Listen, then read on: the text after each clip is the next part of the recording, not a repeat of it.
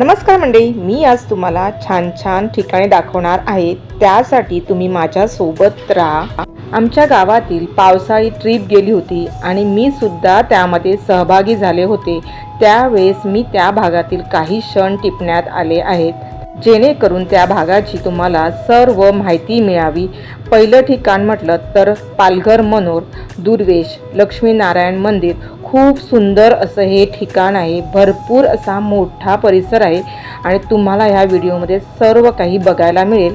इतकं सुंदर असं हे ठिकाण आहे। पालघरवरून तुम्ही मनोर बस पकडू शकता आणि मनोर बस पकडल्यानंतर तुम्हाला तिथे दुर्वेश म्हणून एक गाव येईल आणि तिथे हे सुंदर असं हे मंदिर आहे। खूप सुंदर असं हे स्वामीनारायणचं मंदिर आहे आणि मी सुद्धा इथे पहिल्यांदाच आली आहे आणि त्यामुळे तुम्हाला सुद्धा बघायला मिळेल। आणि आजचा ना सर्व प्रवास आहे हा तुम्हाला व्हिडिओमध्ये बघायला मिळेल, त्यामुळे माझ्यासोबत राहा। बघू शकता इथलं सर्व हे वातावरण बघा इकडचं। आणि ही आहे रुची। रुची हाय। आणि आम्ही एकाच बिल्डिंगमध्ये राहतो आणि हे आमची चित्रा काकी आणि आम्ही महिला मंडळाच्या सगळ्या ट्रिपमध्ये आहेत आणि तुम्हाला दाखवते हा हायवे आहे। हा जो मंदिराच्या बाहेर तुम्हाला हायवे दिसतो तो मुंबई हायवे आहे, म्हणजेच अहमदाबाद हायवे आहे आणि त्याच्या बाजूलाच अगदी हे लक्ष्मीनारायणचं मंदिर आहे। तुम्ही नक्कीच इथे या आणि मंदिराला भेट द्या, तुम्हाला पुन्हा पुन्हा ह्या मंदिरामध्ये यायची इच्छा होईल। आता इथे बघू शकता मी वरून इथलं हे सर्व शूट केलं आहे। आता आपण मंदिरामध्ये शिरूया, म्हणजे मंदिराच्या गाभाऱ्यामध्ये जाऊया। हे स्वामीनारायण मंदिर आणि हा हॉल, किती मोठा हॉल आहे बघा आणि खूप सुंदर मंदिर आहे। आणि आत्ताच मला वाटतं हे मंदिर झाल्याला 3-4 महिने झाले असतात।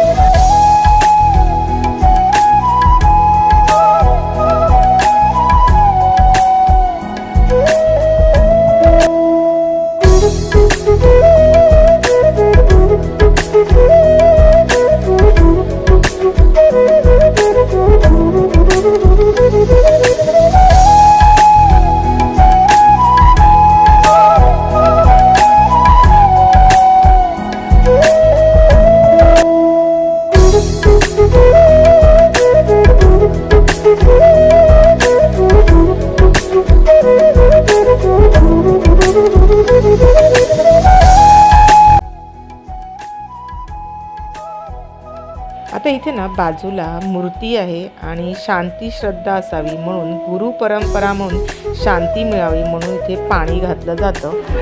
ही आहे आमची पुष्पा मावशी आणि चित्रा काकी आहे, आमच्या महिला मंडळमधले सगळे फॅमिली मेंबर्स आहेत, हे सगळे आहेत ट्रिपमध्ये। आणि ही कविता ताई आहे आणि माझी ही सुद्या आत्या आणि निशा वहिनी आणि ही कमल मावशी।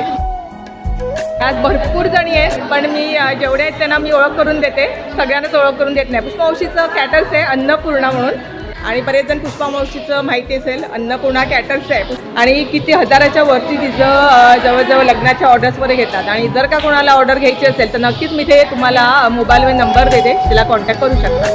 पुष्पा मावशी बरोबर। आणि आमची सुधाका आहे सध्या महिला मंडळमध्ये आहे, काय म्हणते सुधाका? सहल निघालेली आहे महिला मंडळाची आणि दुर्वेशचं आम्ही दर्शन घ्यायला आलेलो आहोत आणि छान एन्जॉय करायचो। पाऊस पण छान, पहिला दिवस आहे पावसाचा। दरवर्षी सालाबादाप्रमाणे आमची पावसाळ्यातली ही ट्रिप आहे। आमच्याकडे सर्व महिलांनी इथे पाणी मूर्तीवर घातलं, त्यानंतर मी सुद्धा गुरुपरंपरा म्हणून शांती मिळवून पाणी घातलं आणि खूप छान असं वाटलं। अगदी मन असं प्रसन्न होऊन जातं, इतकं हे भव्य मंदिर आहे। तुम्ही सुद्धा नक्की या, तुम्हाला खूप छान असं वाटेल।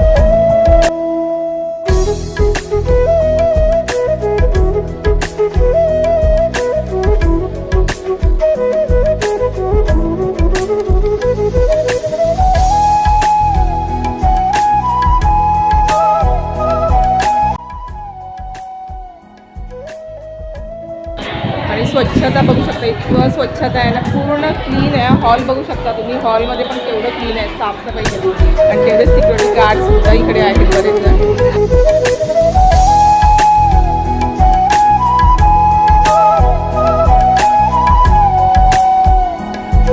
आणि ही आहे माझी मैत्रीण निशा वहिनी आणि निशा वहिनीला म्हटलं चला आपण दोघेही मिळून आता नमस्कार करूया आणि मस्त असा आपला व्हिडिओसुद्धा शूट करूया। ह्या अगोदरसुद्धा आम्ही निशा वहिनीची ओळख करून दिलेली आहे। आता इथे बघू शकता मंदिराच्या वरून मी सर्व शूट केलं आहे आणि किती मोठा हा असा परिसर आहे.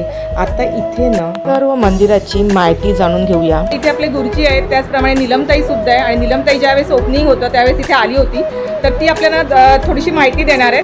त्यावेळेस निलमताई बरोबर नंदावहिनी देखील आली होती आणि त्यासोबत आमची प्रतिभाताई आहे, रजाताई देखील आहेत. आता आपण सर्व माहिती जाणून घेऊया.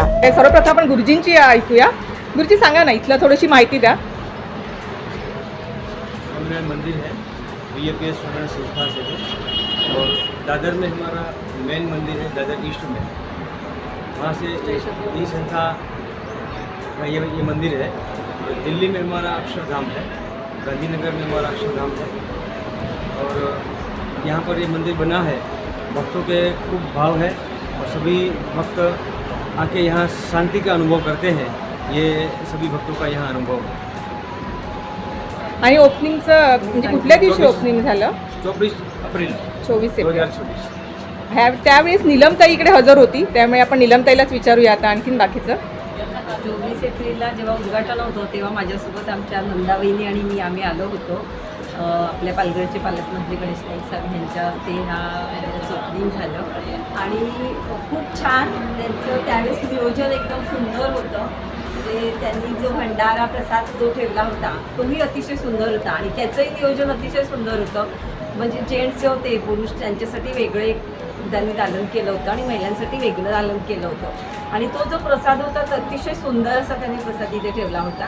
आम्ही तो प्रसादसुद्धा घेतला आणि खूप गर्दी होती, बरेच लोक इथे आले होते आणि खूप छान परिसर आणि अगदी हायवेला लागून आहे. त्यामुळे बहुतेक सर्वांनीच येऊन इथे दर्शन घ्यावं असं मला. आणि इथे आल्यानंतर एवढं प्रसन्न वाटतं ना, एकदम खूप छान. आणि हायवे आणि स्वच्छताचा तर प्रश्नच नाही, तुम्ही बघू शकता इकडे आलं तर पुन्हा पुन्हा यावंसं वाटेल नक्कीच. ही आमची दुसरी वेळ आणि संध्याकाळी आणि आमच्या महिला मंडळाची ट्रिप घेऊन आलो त्याच्यामुळे.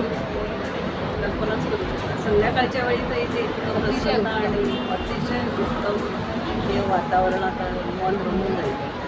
आज निलमताईंनी आणि आपल्या गुरुजींनी खूप छान माहिती दिली, त्याबद्दल धन्यवाद.